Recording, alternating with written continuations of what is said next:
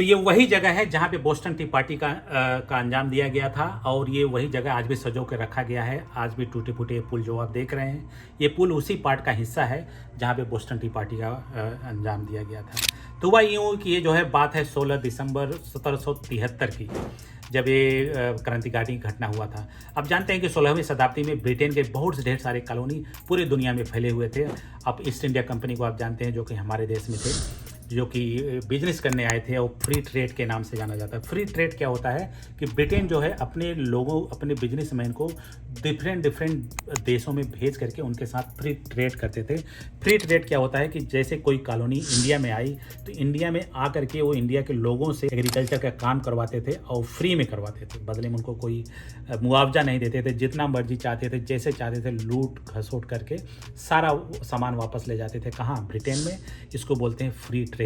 तो इसी free trade के आधार पर देखा जाए तो अमेरिका में उनके 13 कॉलोनी थे। कॉलोनी का मतलब होता है कि एक बिजनेसमैन का ग्रुप जहाँ पे इकट्ठा होता है उसको एक कॉलोनी, उसके दूसरा जो ब्रिटिश का जो कंपनी होती है दूसरी जगह इकट्ठा होता है उसको बोलते हैं दूसरी कॉलोनी। तो ये कॉलोनियाँ काम कैसे करती थी? तो ब्रिटेन कहता था कि हम आपको सैन्य सपोर्ट देंगे, बदले में आप हमारे साथ फ्री ट्रेड कीजिए। तो उनके पास ढेर सारे सैनिक होती थी। ये सैनिक जो है ब्रिटेन उनको मुहैया कराती थी। तो कंपनी वाले उन्हीं सैनिक से ज़बरदस्ती करवा करके जिस देश में वो कॉलोनी स्थापित करते थे वहाँ के लोगों को बंदी बना करके, उनको जो है स्लेवरी बना करके उनको जैसे चाहते थे वो काम करवाते थे। खासतौर पे एग्रीकल्चर, जैसे गन्ने की खेती। अमेरिका में गन्ने की खेती, काटन की खेती बहुत होती थी। इंडिया में जो है चाय की पत्ती, मसाले का कारोबार बहुत ज़्यादा होता था।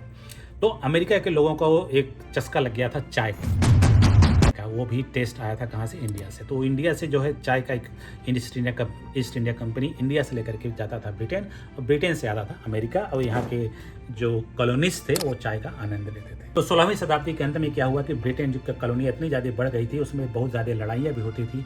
किससे? बहुत से ऐसे कॉलोनी थे जो कि फ्रेंच की कॉलोनियाँ, आपने पता होगा कि फ्रेंच जो फ्रांस में है, इस टाइप की डच कंपनी थी जो कि ब्रिटेन से अलग थी। वो ये कॉलोनी वाले दूसरे कॉलोनी के साथ हमेशा लड़ाइयाँ होती रहती थी विस्तार को लेकर के। ये इस एरिया में अमेरिका में मैं आया हूँ तो तुम बताओ, इंडिया में मैं गया हूँ तो तुम बताओ, ऐसा करके आपस में लड़ते रहते थे। 16वीं शताब्दी में ब्रिटेन ने काफ़ी लड़ाइयाँ लड़ी थी, जिसकी वजह से उसको बहुत ज़्यादा नुकसान हुआ था पैसे को ध्यान में रखते हुए। तो इस नुकसान को भरपाई को पूरा करने के लिए ब्रिटेन ने टैक्स लगाया। किस पे लगाया? अपने कॉलोनिस्ट पे। कॉलोनिस्ट का मतलब कॉलोनी वाले, तो जो ब्रिटेन में बिजनेसमैन थे उन पे टैक्स कम लगाया। जो लोग बाहर रहते थे, जैसे ईस्ट इंडिया कंपनी या नॉर्थ अमेरिका, साउथ अमेरिका, ऐसे जो कॉलोनी थे उस पर टैक्स ज़्यादा लगाया। तो यहाँ के लोग जो है हो गए गुस्सा इसलिए हो गए कि तुमने हमको पूछे बगैर कैसे तुमने जो है हमारे ऊपर टैक्स लगा दिया। इन्होंने विद्रोह कर दिया। उस विद्रोह का नाम है नो टैक्स विदाउट रिप्रेजेंटेशन। कहने का मतलब है ये हुआ है कि जब आप अपने लोकसभा में जब आप पारित कर रहे थे ये कि हमारे ऊपर टैक्स एक्स्ट्रा लगाया जा रहा है, डबल लगाया जा रहा है, ट्रिपल लगाया जा रहा है, हमसे पूछे बगैर तुमने इतना बड़ा टैक्स लगा दिया। ये वो समय था जब अमेरिका में किसी प्रकार की राष्ट्र भावना नहीं था। जो भी कॉलोनिस्ट यहाँ पर रहते थे उन्हें लगता था हम लूटेंगे, घसोटेंगे, जितना अधिक हम यहाँ पे खून यहाँ के लोगों का चूसेंगे और लेके जाएंगे ब्रिटेन। लेकिन जब यहाँ के कॉलोनिस्ट को पता लगा कि ब्रिटेन, हमारे ही देश के लोग हमारे ऊपर एक्स्ट्रा टैक्स लगा रहे हैं अननेसेसरली, जो कि सही नहीं है, तो उन्होंने क्या किया कि जो तुम हमें चाय बेचते हो हम ब्रिटेन से ना ला करके हम इंडिया से डायरेक्ट लाएंगे। ब्रिटेन को ये चीज़ पसंद नहीं था कि अपने कॉलोनिस्ट को बोल रखा था जो भी तुम्हें सामान चाहिए वो चीज़ मैं तुम्हें दूंगा। तो पहले ब्रिटेन इंडिया से जाएगा ब्रिटेन, और ब्रिटेन से और महंगे दामों पे, ताकि वो बेच सके ब्रिटेन इनको। वो चीज़ इनको पसंद नहीं था, क्योंकि ये खुद बहुत बड़े व्यापार थे। इतने बड़े व्यापारी हो गए थे क्योंकि अमेरिका में बहुत ज़्यादा विरोध करने वाले उस समय नहीं थे। जो अमेरिका के लोग, उनको मूल निवासी जो लोग थे, उनको इंडियन अमेरिकन नाम से जाना जाता था, उनको जो है बंदी बनाना इनके लिए बहुत आसान था, क्योंकि वो बहुत कम संख्या में थे। ठीक है, उस समय भारत जो है बहुत विकसित क्या बहुत सुदृढ़, कल्चरल रिच, और बहुत पैसे के मायने में, सोना चांदी के मायने में, मसाला, चाय, कॉटन के मायने में बहुत रिच था। उतना रिच अमेरिका नहीं था। इस वजह से यहाँ के लोगों को बंदी बनाना उनके कॉलोनी द्वारा बहुत आसान था। ठीक है, तो इसलिए जो है ये इनका बिजनेस बहुत तेज़ी से चल रहा था, आयात निर्यात का। तो जो है यहाँ से लूटते थे, यहाँ से घसोटते थे और ब्रिटेन पहुँचाते थे। उन्हें लगा कि जब हमको चाय लेना ही है तो हम इंडिया से डायरेक्ट ना ले आएँ, तो उन्होंने यही किया। तो यहाँ से गए सीधा इंडिया, और इंडिया से जो है चाय लिया, वही लूटा खसोटा, और लेके अफ्रीका के नीचे से मेडागास्कर से होते हुए अटलांटिक महासागर से होते सीधा अमेरिका लेने लगे। ये हो रहा था चोरी स्मगलरिंग।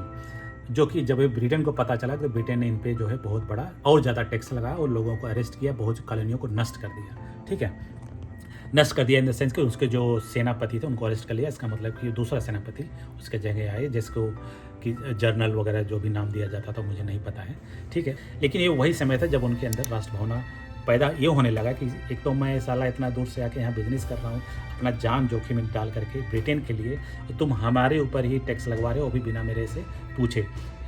तो यहाँ के जो कॉलोनी ने उनके दो शर्त रखी कि या तो हमारे अपने लोकसभा में हमारे रिप्रेजेंटेटिव को बैठने दिया जाए, जो भी पारित हो हमारे लिए कोई नियम कानून उसमें हमारे भागीदारी हो। नंबर 2, हमको जो टैक्स हमको दिया जाता है, हम आपको इतने ज़्यादा क्वांटिटी में इंपोर्ट करते हैं, इतना ज़्यादा बिजनेस करते हैं, हमको रियायत दिया जाए। और तीसरा जो शर्त था कि हमको जो सैन्य सुविधा, अब मैं इंडिपेंडेंट तरीके से सैन्य को मैं रख सकूँ। अभी तक ब्रिटेन ने इन कॉलोनिस्ट के पास जो भी आर्मी थी वो ब्रिटेन के अधीन काम करते थे, लेकिन यहाँ के कॉलोनिस्ट ने उन्होंने कहा कि अब हम अपना खुद से आर्मी रखेंगे। आर्मी का नाम सुनते ही ब्रिटेन और बौखला गया और जो है अरेस्ट करवाना शुरू कर दिया।